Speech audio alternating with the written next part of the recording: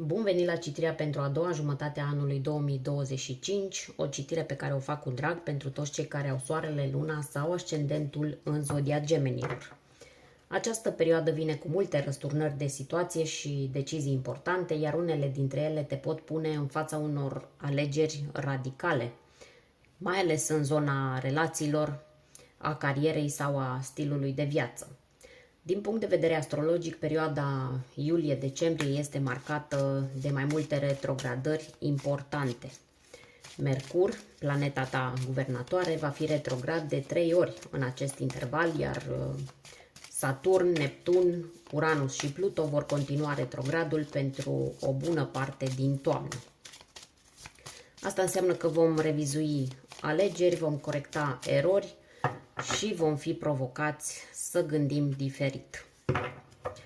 Aceasta este o citire colectivă, intuitivă, așa că te încurajez să urmărești și citirea zodiei tale ascendente, care îți arată direcția vieții, și citirea semnului în care ai luna natală, pentru că aceasta reflectă latura ta emoțională. Mulțumesc tuturor celor care s-au abonat și susțin canalul, iar dacă ești nou aici, te invit să te alături comunității apăsând pe butonul de abonare. În această citire vom extrage 8 cărți principale care vor răspunde clar la întrebările esențiale pentru lunile din iulie până în decembrie. Prima carte reprezintă energia ta generală a acestei perioade, cum te influențează și ce tip de provocări sau ce sprijin ai. Pentru această poziție am folosit doar arcanele majore și a ieșit Marele Preot. În continuare, dragostea, atât pentru cei singuri cât și pentru cei aflați într-o relație. Avem Cavalerul de Bâte, vom clarifica imediat separat pentru cei singuri și pentru cei într-o relație. Apoi, cariera ne interesează, avem 8 de monede. Direcția profesională, ce decizii importante sau ce noi începuturi apar în calea ta. Apoi, ne interesează cum evoluează banii, investițiile sau ce blocaje ai în finanțe, Cavalerul de Cupe. Vrem să vedem cum stai cu sănătatea și echilibrul personal, ce ai nevoie să menții sau să schimbi. Aici avem Valetul de Spade. 9 de spade ne spune ce trebuie să lași în urmă. Poate fi un obicei, un gând toxic, o persoană, o convingere. Hai să vedem unde ajungi până la finalul anului. Ce direcție concretă ai dacă urmezi calea care ți-o arată tarotul. Aici avem Regina de Spade. Și ultima carte este un mesaj din partea ghizilor tăi spirituali. Avem aici 4 de spade.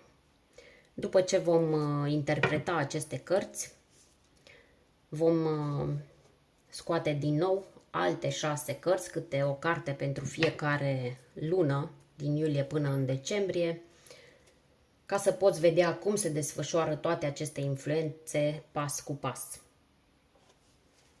Așa cum am spus, vom clarifica poziția iubirii pentru tine în această perioadă. Întâi clarificăm pentru cei singuri, acest Cavaler de Bâte, cei singuri din zodia Gemeni sau cu marcaje în această zodie.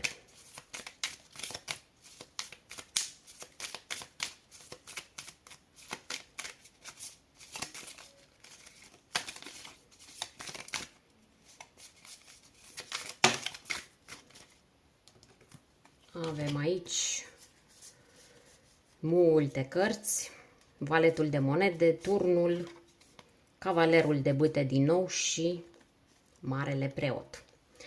Am să le pun aici și acum clarificăm și pentru cei care sunt într-o relație.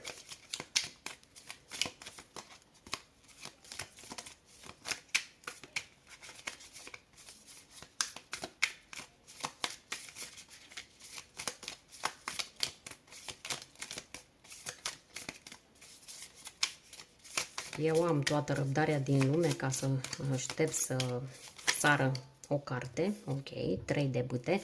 Dar dacă tu nu ai răbdare sau nu ai timp să aștepți, poți să treci direct la interpretare. De aceea pun în descriere de fiecare dată timpii din videoclip pentru fiecare secțiune. Așa, mai avem și 9 de cupe. Perfect. Nu prea încap toate cărțile aici, dar o să le punem cumva.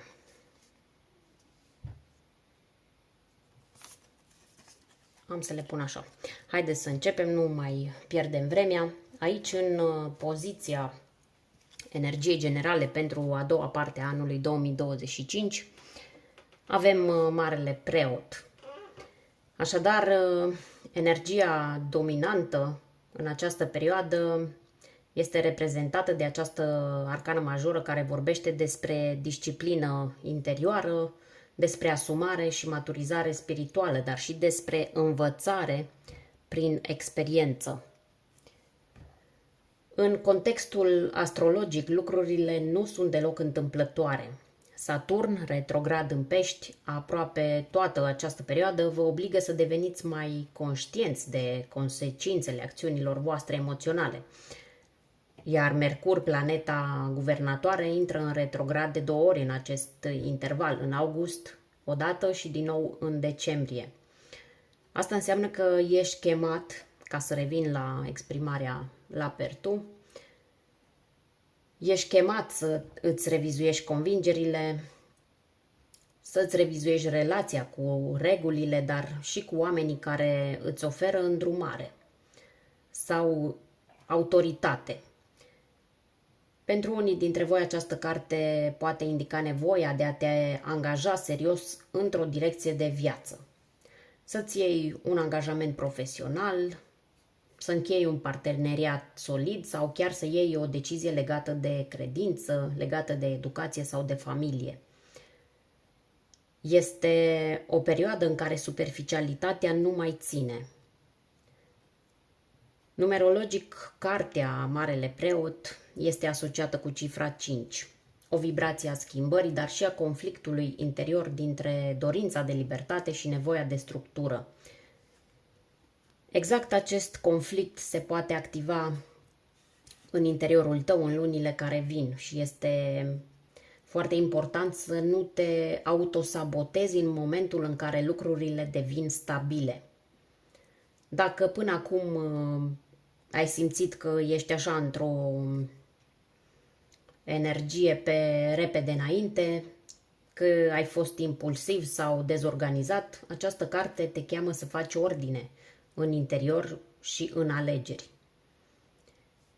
Iar cu Saturn, Uranus și Neptun retrograde în toamnă, lecțiile nerezolvate din trecut se pot întoarce pentru a fi înțelese mai profund. Pe scurt, perioada iulie-decembrie este despre profunzime, despre asumare și valori. Dacă știi cine ești și ce vrei cu adevărat, ai deja cheia acestor 6 luni. În zona iubirii apare Cavalerul de Bâte. O energie intensă, grăbită, așa să nu le încurcăm, o energie seducătoare, dar greu de ancorat. Asta ne spune din start că în lunile următoare vei simți o atracție puternică față de ideea de libertate emoțională, de aventură, de noutate.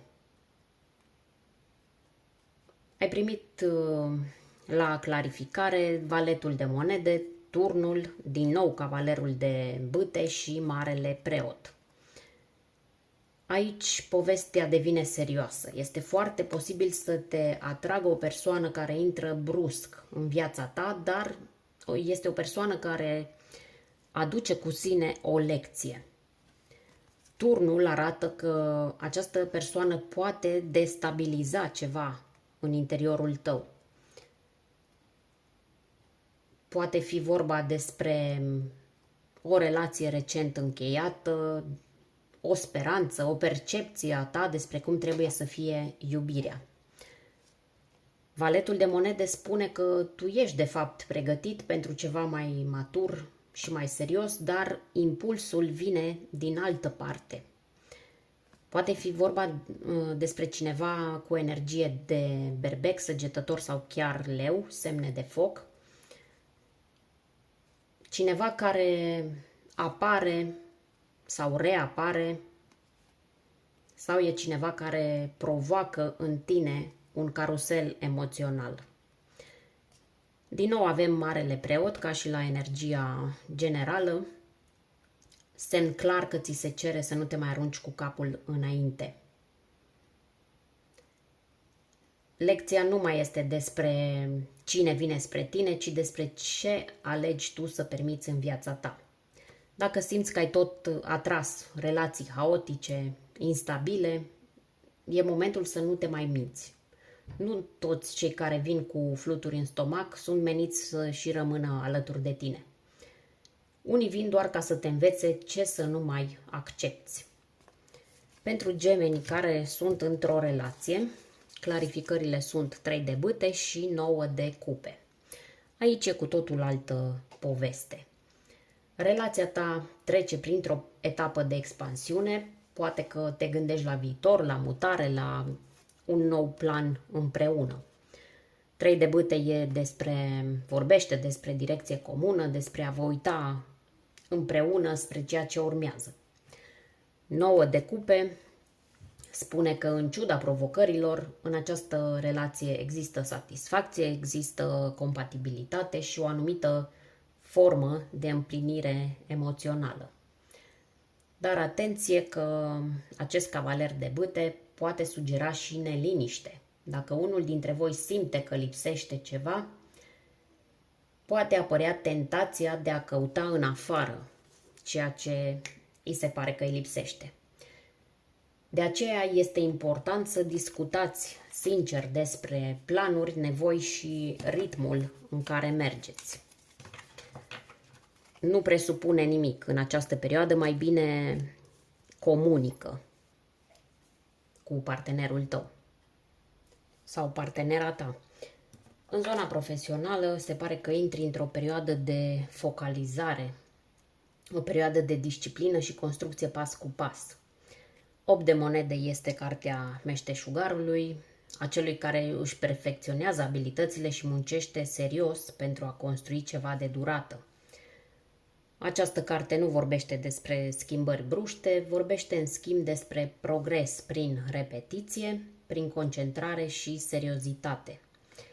Pentru tine care ai deja un loc de muncă, această carte îți spune că este momentul în care ți se cere să îți perfecționezi o abilitate sau să investești în progresul tău personal, fie că înveți ceva nou, că urmezi un curs, fie că ceri o promovare sau îți asumi un proiect mai complex. Dacă simți că munca ta a devenit monotonă, 8 de monede te provoacă să nu abandonezi. În schimb, ai putea să cauți calitate și recunoaștere prin rezultate, nu prin schimbări impulsive. În combinație cu energia Marelui Preot, mesajul este clar. Asumă-ți responsabilitățile cu maturitate. Nu te mai mulțumi cu ideea că merge și așa. Saturn retrograd în toamnă s-ar putea să-ți testeze răbdarea. Poți simți că munca ta nu este apreciată imediat, dar rezultatele vor veni dacă nu renunți. Dacă nu ai un loc de muncă, 8 de monede este un semn foarte bun. Indică o oportunitate de muncă ce necesită implicare, învățare sau să începi ceva din nou, să o iei de la început cu ceva ce ai mai făcut. Poate fi o propunere care vine de la cineva cunoscut sau poate fi într-un domeniu în care nu ai mai lucrat.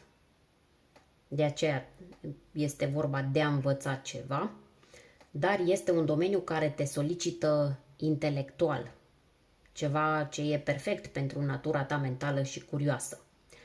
Sfatul ar fi să nu cauți perfecțiunea din prima, dar să fii deschis la pași mici și constanți. Poți începe o colaborare, o formare sau chiar să revii într-un domeniu mai vechi, așa cum spuneam. Dacă ai tot amânat să aplici sau să-ți pui CV-ul la punct, în lunile care urmează nu se mai acceptă scuze. Cu Mercur retrograd în august este important să verifici detaliile și să nu te grăbești când vine vorba de un loc de muncă, dar nici să nu stagnezi, să nu rămâi pe loc. În ceea ce privește finanțele, aici a apărut cavalerul de cupe. Acest cavaler de obicei este mesagerul inimii, dar în context financiar el transmite un mesaj important, și anume că finanțele tale sunt influențate puternic de emoții, de motivația pe care o ai și de relațiile personale. În următoarele 6 luni, banii vin sau se blochează în funcție de cât de aliniat ești cu ceea ce faci. Dacă ai o activitate care nu te mai inspiră sau o colaborare care nu te mai reprezintă, e posibil să simți o stagnare. Pentru tine care muncești deja, această carte ne spune că poți primi o propunere financiară dintr-un mediu prietenos, adică poate chiar de la cineva apropiat, care vine cu intenții bune. Cu toate acestea, ai grijă la idealism, pentru că acest cavaler de cupe poate promite mai mult decât oferă în realitate. Verifică toate detaliile și nu lua decizii impulsive legate de bani. Mercur fiind guvernatorul tău și având 2 retrogradări în această perioadă, orice contract sau acord verbal trebuie verificat de 2 ori. Pe de altă parte, dacă te implici într-un proiect care te reprezintă sufletește, poți atrage susținere, sponsorizări sau venituri noi prin recomandare sau prin relații. Dacă nu ai venituri stabile, cavalerul de cupe te încurajează să fii activ în căutarea unor surse de venit care îți aduc bucurie, nu doar bani. Ai putea începe ceva creativ sau ceva legat de comunicare, consiliere, spiritualitate sau lucrul cu oamenii. Poate fi și o activitate part-time. Poate fi un hobby pe care îl monetizezi sau chiar un ajutor venit printr-o persoană de încredere. Ai grijă totuși să nu accepti oferte care par prea frumoase ca să fie adevărate. Neptun și Mercur retrograd pot aduce iluzii sau dezamăgiri dacă nu ești atent la detalii.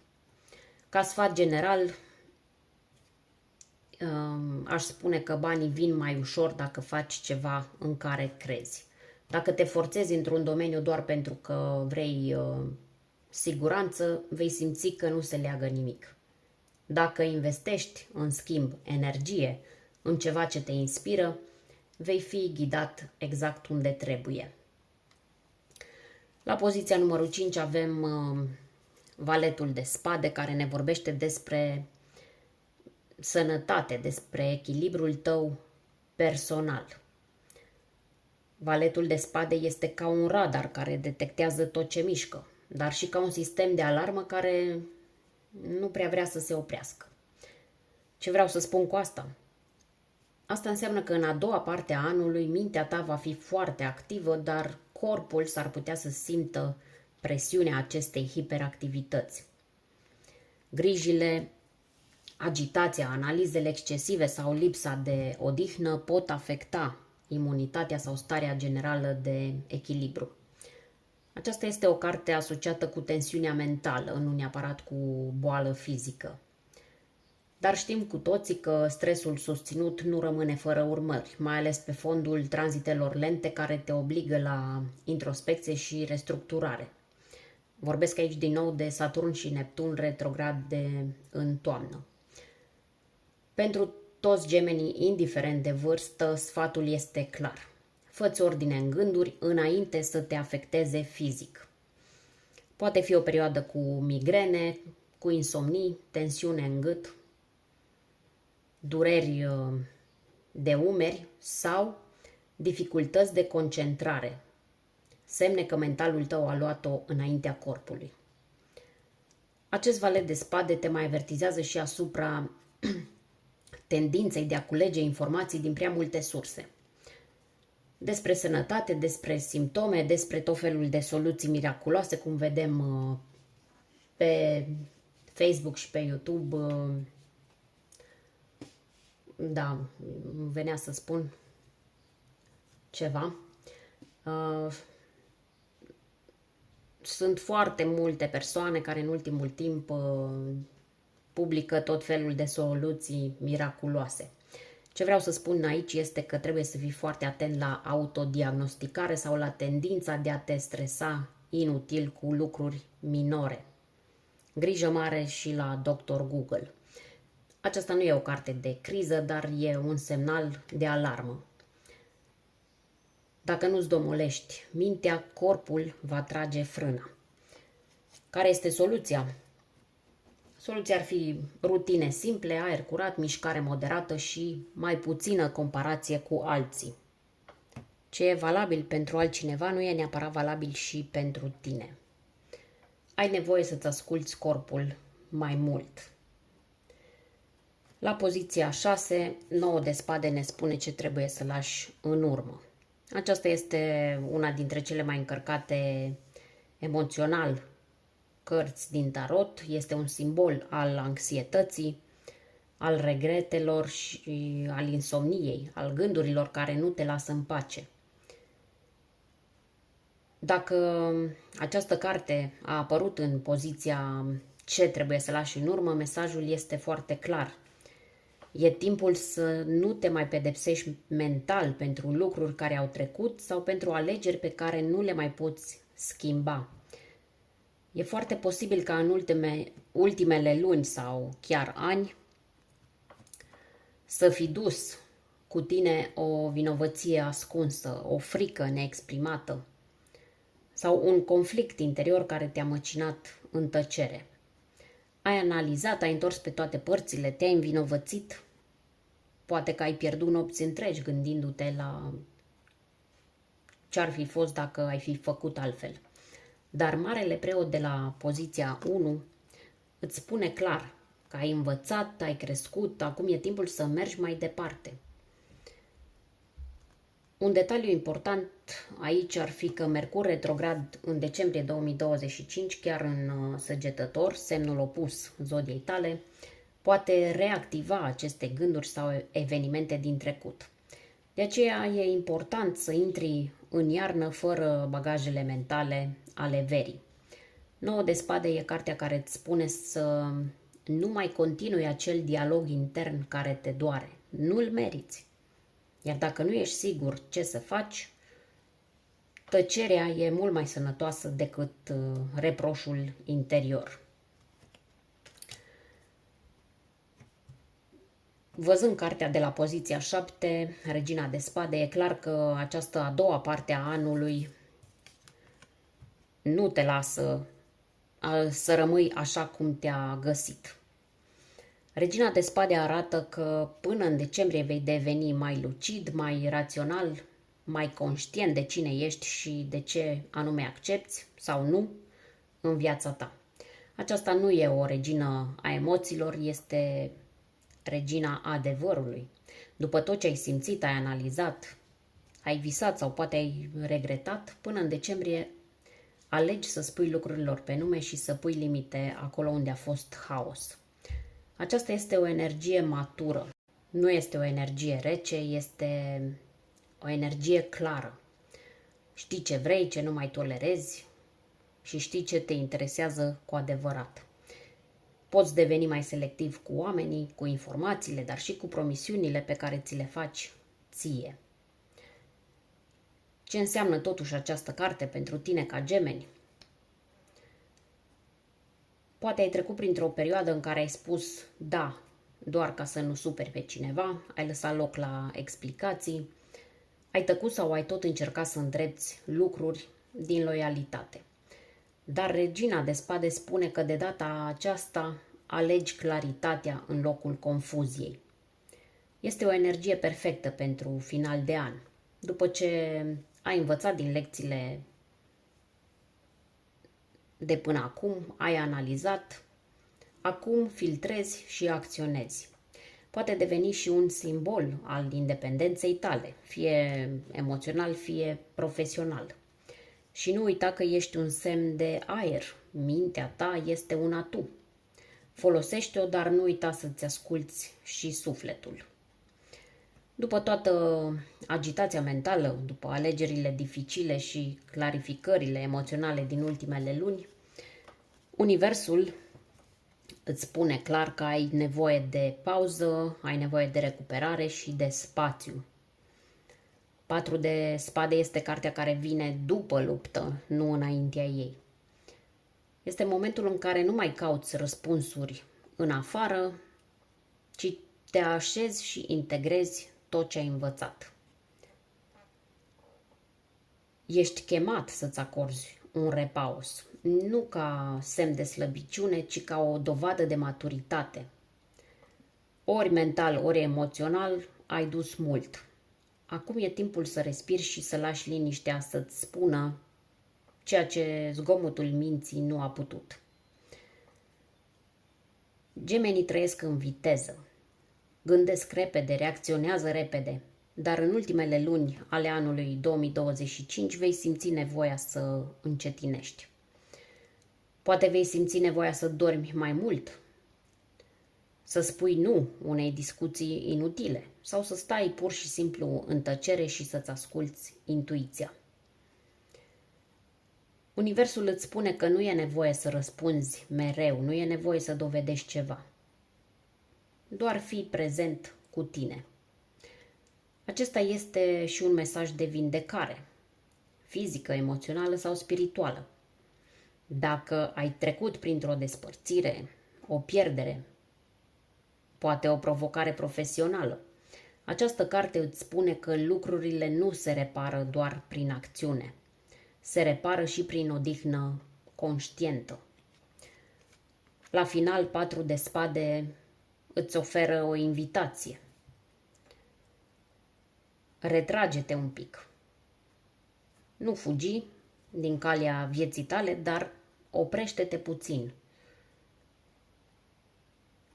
Doar așa răspunsul care îți lipsește va putea să vină în liniște. Am văzut acum care sunt temele tale principale pentru a doua parte a anului.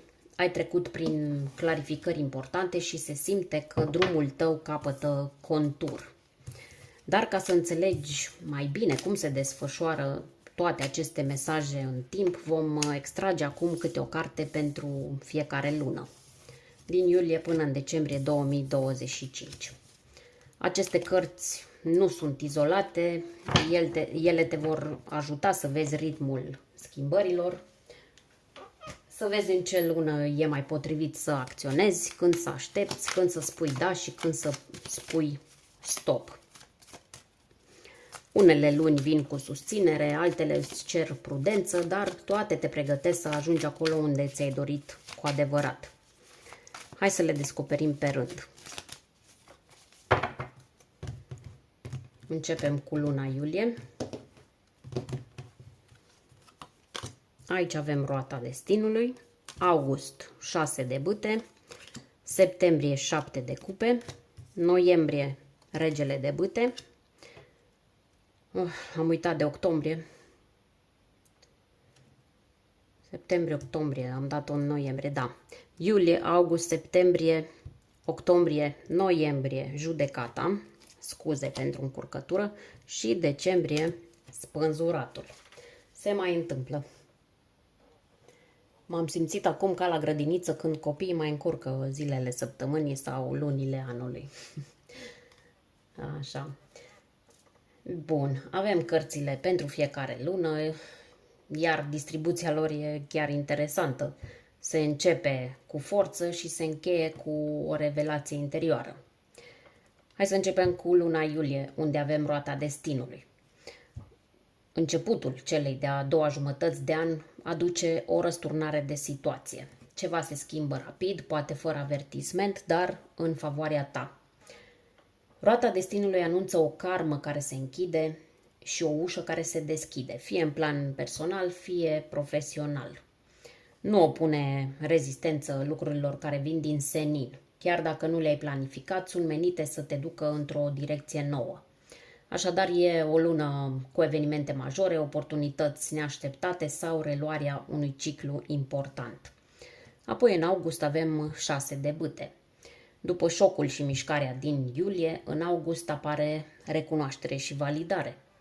E foarte posibil să primești o veste bună. Poate o să fii lăudat, remarcat sau vei finaliza ceva cu succes. 6 de bâte este cartea victoriei vizibile. Deci toată munca depusă începe să se vadă. Poți avea un succes în carieră, într-un proiect personal sau poate chiar într-o relație unde te-ai simțit ignorat anterior. E luna în care e bine să te afirmi, să ieși în față și să-ți impui punctul de vedere. În septembrie, 7 de cupe. După vizibilitate vine testul. Alegeri multiple, tentații și confuzie. 7 de cupe spune că în septembrie s-ar putea să simți că apar prea multe variante, dar niciuna nu e 100% clară. Ai mare grijă la iluzii, mai ales în dragoste sau în planurile de viitor. Nu tot ce strălucește este aur. Știu că și tu cunoști prea bine vorba aceasta. Ai nevoie să-ți temperezi impulsurile și să-ți asculți intuiția. Aceasta este luna în care e bine să nu iei decizii radicale. Observă, analizează, dar nu te grăbi. În octombrie, regele de bâte. Luna aceasta, octombrie, este despre asumare, acțiune și liderul din tine. Regele de bâte îți spune că acum e momentul să conduci, să iei decizia și să spui ce vrei. Poți deveni un exemplu pentru ceilalți. Poți prelua controlul într-o situație care te-a frustrat sau poți începe ceva pe cont propriu. Într-o relație e posibil să ai de-a face cu o persoană puternică, o persoană cu inițiativă care poate fi zodie de foc, berbec, leu sau săgetător. Octombrie e luna în care curajul tău face diferența. Nu te teme să fii direct. În noiembrie, judecata. Aceasta este o lună cheie. Judecata anunță revelații, decizii importante. Anunță un moment de trezire spirituală. Ceva ce ai tot amânat revine în forță. Poate fi o relație, poate fi o conversație grea sau o alegere majoră. Poți înțelege acum de ce ai trecut prin toate etapele din lunile anterioare. Aceasta este o carte a iertării, a asumării și a reconcilierii cu tine însuți. Este luna în care spui gata sau luna în care spui că e timpul să începi din nou. Nu te mai poți preface că nu vezi adevărul. În decembrie, spânzuratul. Finalul anului te găsește într-o energie mai așezată, dar profundă. Spânzuratul arată că în decembrie nu e momentul acțiunii, e momentul reconfigurării interioare. Poate simți că lucrurile stagnează, dar în spate se așează o înțelepciune nouă. Este o lună de acceptare și eliberare, o lună în care înveți să renunți la control și să vezi dintr-o altă perspectivă tot ce ți s-a întâmplat. Luna aceasta, în decembrie, nu te agita. Ce nu se mișcă acum, se va mișca la timpul potrivit. Ai încredere în ritmul tău. Ai avut un parcurs intens în toată această citire, de la curățări mentale profunde și decizii asumate până la momente de afirmare și claritate. Universul îți spune clar că jumătatea a doua a anului 2025 nu este despre a alerga fără direcție, ci despre a învăța să-ți gestionezi energia cu înțelepciune. Roata se învârte, dar tu alegi în ce direcție. Ești susținut să crești, să-ți vindeci rănile și să faci alegeri mai clare decât ai făcut până acum. Tot ce se întâmplă în viața ta între iulie și decembrie vine cu un scop, chiar și ceea ce pare confuz sau amânat. Nu uita să revii asupra acestei citiri ori de câte ori simți nevoia. Și dacă ai luna sau ascendentul în altă zodie, ascultă și acele citiri pe măsură ce apar pentru a avea o imagine completă a acestei perioade. Dacă ți-a fost de folos, abonează-te, activează clopoțelul și spune-mi în comentarii ce parte a citirii ți s-a părut cea mai relevantă pentru tine. Și dacă dorești să susții acest canal, găsești linkul pentru cafeaua virtuală în descriere. Ne revedem curând cu noi citiri. Până atunci, ai grijă de tine și rămâi aproape de adevărul tău interior.